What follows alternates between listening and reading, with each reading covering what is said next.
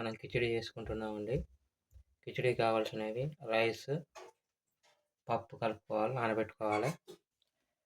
మన కాడ ఏ కూరగాయలు ఉన్నాయో లేదండి. నేను ఆలుగడ్డ, టమాటా, దొండకాయ, ఒక పచ్చిమిర్చి, ఒక ఉల్లిగడ్డ వేసుకుంటున్నాను. క్యారెట్ వేసుకుంటే ఇంకా బాగుంటుంది. నాకు ప్రజెంట్ అందుబాటులో లేదు. కళాయి పెట్టుకొని ఇప్పుడు మనం ఆయిల్ పోసుకుందాం. ఒక గ్లాస్ రైస్ తీసుకున్నాండి. అంటే నేను 2 స్పూన్లు పోసుకుంటున్నాను ఆయిల్ పోసుకున్నాక మన దగ్గర ఉన్న తాలింపు గింజలండి. మనం శనగలు కూడా వేసుకోవచ్చండి. ఆయిల్ హీట్ అవుతున్నాక మనం శనగలు వేసుకుందామండి.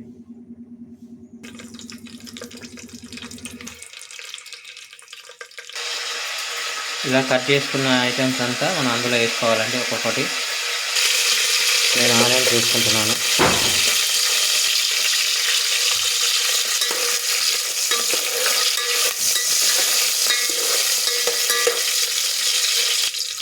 మన అన్ని వెజిటేబుల్స్ ఒకేసారి వేసుకోవచ్చండి, ఏం నష్టం లేదు.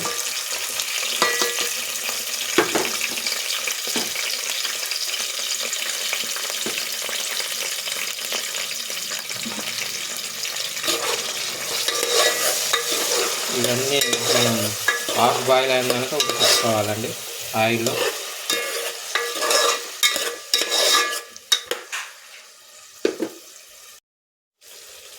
ఒక స్పూన్ పసుపు వేసుకుందామండి. హాఫ్ బాయిల్ అయిన ఐటమ్స్ కలిపి వేసుకుందాం.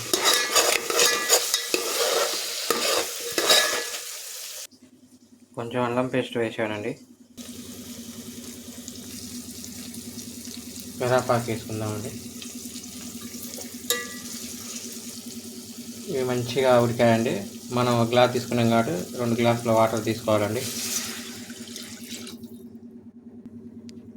2 గ్లాసుల వాటర్ పోసుకున్నామండి.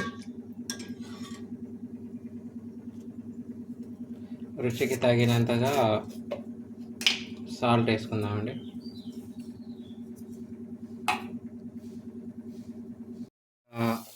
మనం పెట్టుకున్న వాటర్ అంతా ఇలా మసలాలండి.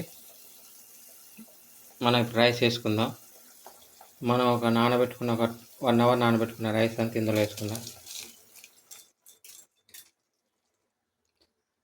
మనం రైస్ అంతా వేసేసుకున్నామండి. ఒక ½ అవర్ ఇలా ఉడికించుకోవాలండి. ఇలా ½ అవర్ తర్వాత ఉడికించుకున్నాక కిచిడి రెడీ అయిందండి. ఇది లో ఫ్లేమ్లో పెట్టాలండి. చూడండి, మనకు రైస్ వాటర్ అన్నీ సరిపోయినాయి. కిచిడి రెడీ అయింది.